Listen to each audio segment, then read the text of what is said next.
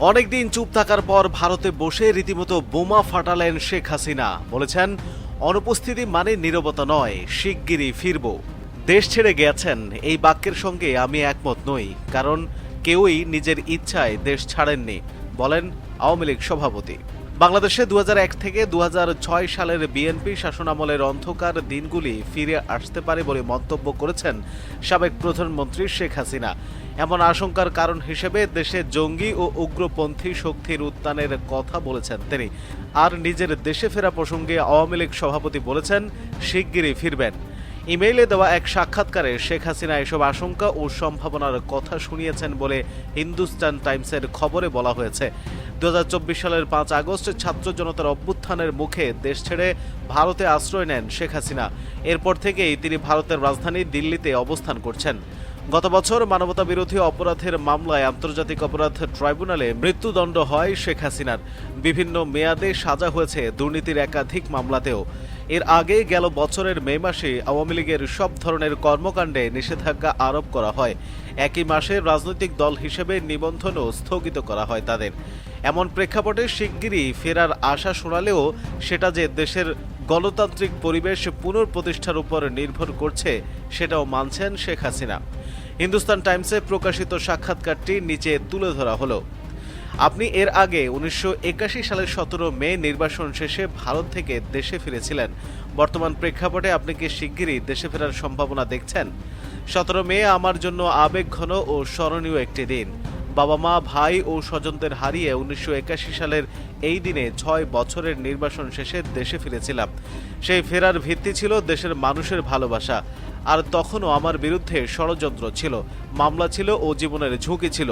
ফেরার বিষয়টি নির্দিষ্ট দিনক্ষণের উপর নির্ভর করে না। আমরা দেশে একটি গণতান্ত্রিক পরিবেশ, মত প্রকাশের স্বাধীনতার, রাজনৈতিক অধিকার ও আইনের শাসন পুনঃপ্রতিষ্ঠার জন্য কাজ করছি। এসব বিষয় পুনঃপ্রতিষ্ঠা হওয়াটা শুধু আমার ফেরার জন্য জরুরি নয়, দেশের স্বাধীনতা, সার্বভৌমত্ব ও জনগণের সামগ্রিক কল্যাণ নিশ্চিতেও জরুরি। দেশের মানুষকে ঐক্যবদ্ধ হয়ে শিগগিরই সেই লক্ষ্যে পৌঁছাবো। আরেকটা বিষয় আমি স্পষ্ট করতে চাই, সেটা হলো আমার অনুপস্থিতি মানেই আমার নীরবতা নয়। প্রতিটি মুহূর্তে আমি দেশের জন্য লড়াই করছি এবং কূটনৈতিক পর্যায়ে আন্তর্জাতিক আইনি কাঠামোর মধ্যে এবং বৈশ্বিক গণমাধ্যমের মাধ্যমে কাজ করছি। 19টি হত্যা চেষ্টা থেকে আমি প্রাণে রক্ষা পেয়েছি। আমাকে কোনো কিছুই থামাতে পারেনি। আল্লাহ যেহেতু আমাকে বাঁচিয়ে রেখেছেন, তাই আমি খুব শিগগিরই দেশের মাটিতে ফিরব। প্রশ্ন ছিল, আওয়ামী লীগের উপর নিষেধাজ্ঞা রয়েছে, আপনার বিরুদ্ধে অসংখ্য মামলা, এরপরও কি আপনার দেশে ফেরা সম্ভব? উত্তরে শেখ হাসিনা বলেছেন, আওয়ামী লীগ জনগণের দল, বন্দুকের নল কিংবা ক্ষমতাবানদের আশীর্বাদে এ দলের জন্ম নেয়নি। কাগজে লেখা কোনো নিষেধাজ্ঞাই আওয়ামী লীগকে দমাতে পারবে না। নিষেধাজ্ঞায় যদি আওয়ামী লীগ দমন করা যেত, তাহলে বাংলাদেশেই জন্ম নিত না। আওয়ামী লীগ আগের চেয়ে আরও বেশি শক্তি নিয়ে রাজনীতিতে বারবার ফিরে এসেছে। যারা ভাবছেন এই নিষেধাজ্ঞা স্থায়ী, তাদের ইতিহাসের পাতা দেখা উচিত। এই নিষেধাজ্ঞা হয়তো ক্ষমতাসীনদের সাময়িক ক্ষমতা প্রয়োগের প্রতিফলন, কিন্তু এটি মূলত তাদের ভয়ের বহিঃপ্রকাশ। তারা আওয়ামী লীগকে ভয় পায়। আমাদের লাখ লাখ সমর্থক এবং হাজার হাজার নেতাকর্মী এখনও দেশে অবস্থান করছেন।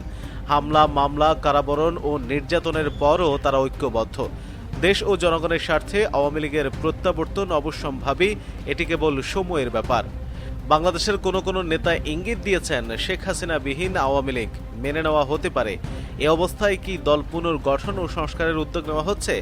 উত্তরে শেখ হাসিনা বলেন, আওয়ামী লীগ গণতান্ত্রিক একটি দল। দলের আদর্শ ধারণ করা নেতাকর্মীরাই এর প্রাণ। তারাই নেতৃত্ব নির্বাচন করে থাকেন। আপনি একে সংস্কার বা সমন্বয় যাই বলুন না কেন, এটি একটি স্বাভাবিক ও চলমান প্রক্রিয়া। আওয়ামী লীগ বাংলাদেশের সবচেয়ে বড় রাজনৈতিক দল, ফলে কিছু ক্ষেত্রে দলের নেতাদের বিরুদ্ধে অভিযোগ বা সমালোচনা থাকতে পারে, কিন্তু দল হিসেবে আওয়ামী লীগ কখনো কোনো অন্যায় কাজকে প্রশ্রয় দেয় না। আবার এটাও মাথায় রাখতে হবে, শুদ্ধি অভিযান এবং বিপ্লবের নামে রাজনৈতিক প্রতিপক্ষরা প্রায়ই প্রতিদ্বন্দ্বী দলকে ভেঙে দেওয়ার ষড়যন্ত্র করে।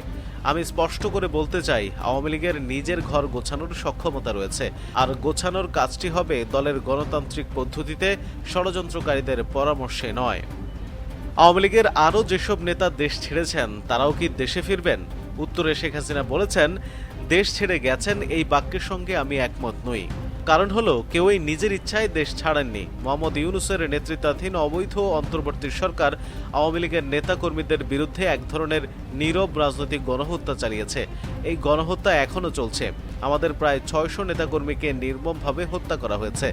মিথ্যা মামলায় গ্রেপ্তার করা হয়েছে ১.৫ লাখের বেশি নেতাকর্মীকে। অনেকের বাড়িঘর ও ব্যবসা প্রতিষ্ঠান ভাঙচুর হয়েছে, দখল হয়েছে।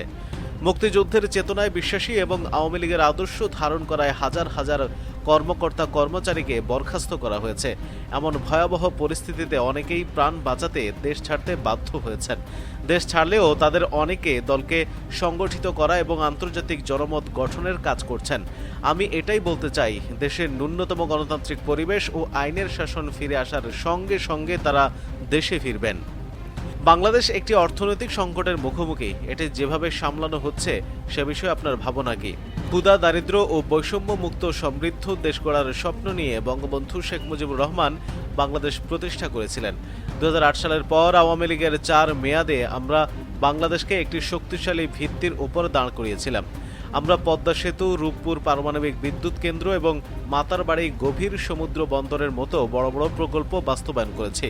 ২০০৬ সালে বিএনপি নেতৃত্বাধীন ৪ দলীয় জোট সরকারের শেষ বাজেট ছিল ৭০,০০০ কোটি টাকার। তখন মাথাপিছু আয় ছিল $৪৮২ আর দেশের জিডিপির আকার ছিল $৭০ বিলিয়ন। অন্যদিকে আমরা ২০২৪-২৫ অর্থ বছরে সর্বশেষ বাজেট দিয়েছিলাম, তার আকার ছিল $৭,৯৭,০০০ কোটি টাকা। মাথাপিছু আয় ছিল $২,৭৮৪ আর জিডিপির আকার ছিল $৪৫০ বিলিয়ন। ইউনূসের নেতৃত্বাধীন অন্তর্বর্তী সরকার দেশের অর্থনীতি ধ্বংস করে দিয়েছে। মব ভায়োলেন্সের মাধ্যমে বড় বড় শিল্প প্রতিষ্ঠান বন্ধ করে দেওয়া হয়েছে। আইনশৃঙ্খলা পরিস্থিতির চরম অবনতির কারণে তলানিতে নেমে এসেছে বিদেশি বিনিয়োগ। মাত্র ১.৫ বছরে তারা অভ্যন্তরীণ ও বিদেশি উৎস থেকে ৩,৭৩,০০০ কোটি টাকার ঋণ নিয়েছে। প্রধানমন্ত্রী তারেক রহমানের নেতৃত্বাধীন সরকারেও এই ধারা অব্যাহত আছে। বর্তমান সরকার মাত্র ৩ মাসে প্রায় ১ লাখ কোটি টাকা ঋণ নিয়েছে। অন্তর্বর্তী সরকার এমনকি বিএনপির সময়ও চীন ও পাকিস্তানের প্রতি বর্তমান বাংলাদেশ সরকারের ঘনিষ্ঠতা বেড়েছে। অন্যদিকে ভারত বিরোধী বক্তব্য বেড়েছে। এটাকে আপনি কিভাবে দেখছেন? উত্তরে শেখ হাসিনা বলেন, আমাদের পররাষ্ট্রনীতির মূল নীতি হলো সবার সঙ্গে বন্ধুত্ব, কারো সঙ্গে বৈরিতা নয়। এই বন্ধুত্বের প্রধান উদ্দেশ্য হলো জনগণের কল্যাণ। আমাদের সংবিধানেও এই নীতির কথা বলা হয়েছে। আওয়ামী লীগ সরকার সবসময় সব বন্ধু ভাবাপন্ন রাষ্ট্রের সঙ্গে স্বচ্ছ, বিশ্বস্ত ও স্বাভাবিক সম্পর্ক ধরে রেখেছে। বিপরীতে অন্যরাও সহযোগিতার হাত বাড়িয়ে দিয়েছে। ভারতের সঙ্গে আমাদের সম্পর্ক ঐতিহাসিক। ভারত শুধু প্রতিবেশী রাষ্ট্রই নয়, আমাদের মুক্তিযুদ্ধে তাদের যে অবদান তা অনস্বীকার্য। কিন্তু আমাদের দেশে স্বাধীনতা বিরোধী এবং আদর্শিকভাবে দেউলিয়া গোষ্ঠীর প্রধান হাতিয়ার হলো ভারত বিরোধী বক্তব্য। ইউনূসের সরকারও এই চর্চায় যোগ দিয়েছিল। আমাদের রাজনৈতিক প্রতিপক্ষরা সবসময় আওয়ামী লীগের বিরুদ্ধে ভারতের কাছে দেশ বিক্রি করার এবং দেশ বিরোধী চুক্তি করার অভিযোগ তুলত। অথচ ইউনূসের নেতৃত্বাধীন অন্তর্বর্তী সরকার এবং বর্তমান সরকারের অধীনে আমরা দেখছি বাংলাদেশের স্বার্থ বারবার বলে দেওয়া হচ্ছে। উগ্রবাদ ও জঙ্গিবাদ কেবল বাংলাদেশের জন্যই নয়, এটি আঞ্চলিক নিরাপত্তার জন্য বড় হুমকি। ২০০১ থেকে ২০০৬ সাল পর্যন্ত বিএনপি ও জামায়াত ইসলামী সরকারের সময় বাংলাদেশ জঙ্গিবাদের চারণ ভূমিতে পরিণত হয়েছিল। দেশের ৬৩টি জেলায় একযোগে বোমা হামলা হয়েছিল এবং আমার উপর গ্রেনেড হামলা চালানো হয়েছিল। বিচারকদের হত্যা করা হয়েছিল। হামলা চালানো হয়েছিল সাংস্কৃতিক অনুষ্ঠান ও ধর্মীয় উপাসনালয়ে। রাষ্ট্রীয় পৃষ্ঠপোষকতায় ১০ ট্রাক অবৈধ অস্ত্র চোরাচালানের মতো ঘটনাও ঘটেছিল।